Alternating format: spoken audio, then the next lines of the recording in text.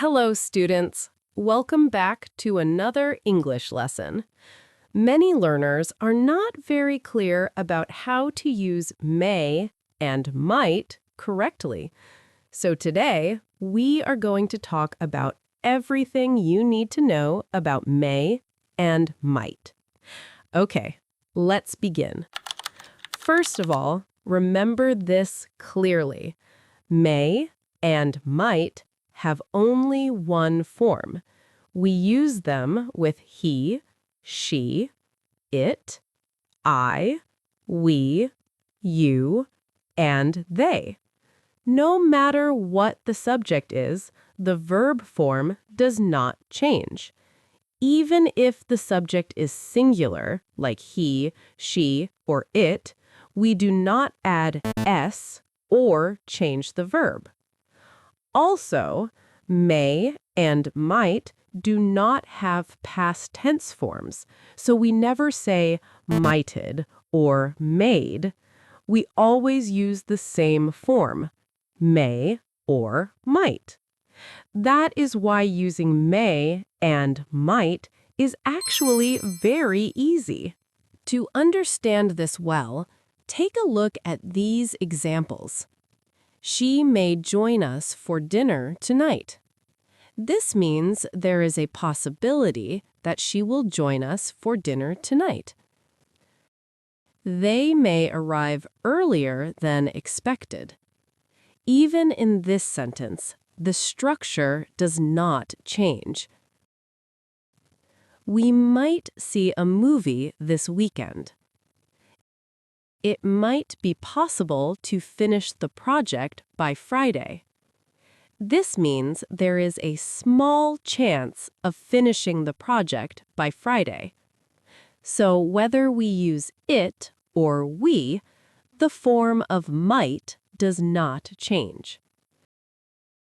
Now, you may think that may and might mean the same thing. In many situations, they are similar.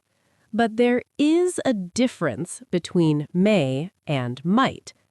Let's now look at what that difference is. Look at this line. On one end, at 100%, it means something is certain. For example, parents love their children. That's 100%. But if we say parents hate their children, that's 0%, meaning it's not possible at all. When we use may, it usually means a higher chance, closer to that 100% end. For instance, if your boyfriend or husband gives you a gift, you might say, he may love you, which means there's a strong chance he loves you. On the other hand, if it's just a small crush, you might say, he might love you. That means there's a smaller chance of love, closer to that 0% end. In short, may means a higher possibility, and might means a lower possibility. Remember, native speakers sometimes use them the same way, but this is the precise difference. Now, do you notice something special here? Usually, we say, he loves you, right? That's exactly what I mean. When we use might or may, whether it's singular or plural, we keep the base form. For example, we say, he might love you, or he may love you. Let's look at another example to understand the difference better.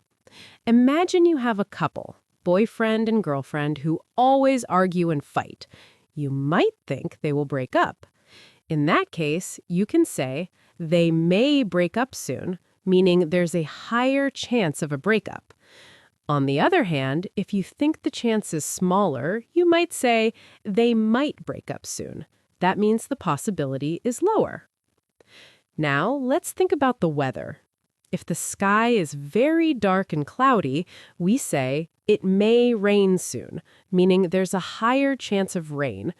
But if the clouds are only a little bit dark and it's not as certain, you might say, it might rain in the afternoon, meaning the chance is lower, but still possible.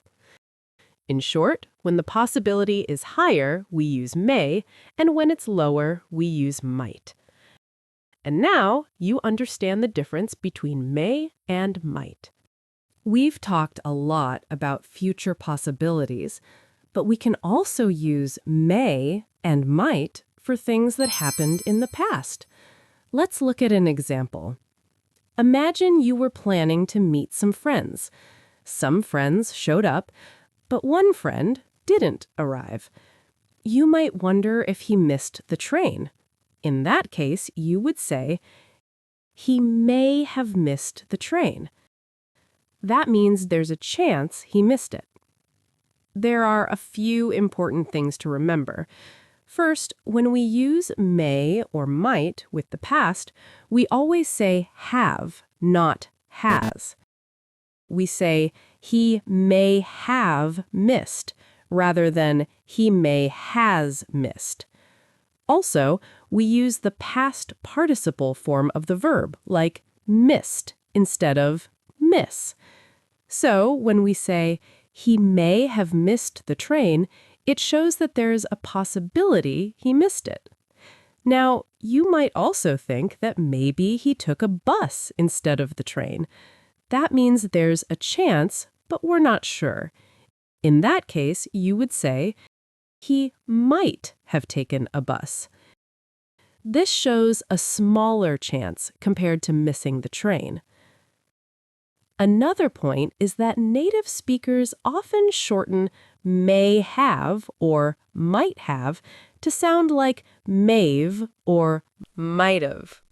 For example, you might hear, he may've missed the train, or he might have taken a bus. But remember, it's still just a shorter way of saying may have or might have. Secondly, as you may have noticed, our beloved domicile is under attack from the locals. Pretty sure I may have been swimming towards the bottom, and... Or they might have personal profiles on each and every one of us. There might have been a cameo. Might have served him the other day. You know, I think actually I might have those dough hooks somewhere. You're saying I might have to kill you. I hope that helps you understand it better. That's all for today's lesson on may and might. I hope you now understand the difference and how to use them correctly. Try using these in your own sentences and practice them every day. If you enjoyed this lesson, don't forget to subscribe, like, and leave a comment. Thank you for learning with me, and I'll see you in the next lesson.